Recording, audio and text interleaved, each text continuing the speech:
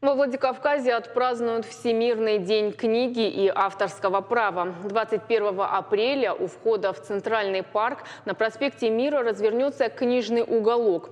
Праздничная ярмарка в этом году посвящена 160-летию со дня рождения великого осетинского поэта Коста Хитагурова.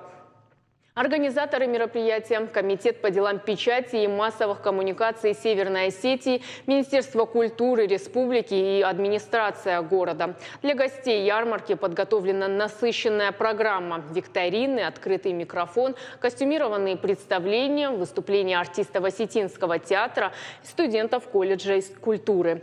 Не скучно будет и самым маленьким зрителям. Для них специальные номера готовит театр юного зрителя «Шаби». Ведущие издательства республики будут продавать свою продукцию по сниженным ценам. Все гости ярмарки получат флаеры с 50% скидкой на посещение музеев республики 21 апреля. Акция «Воскресный книжный уголок» проводится уже 3-й год подряд.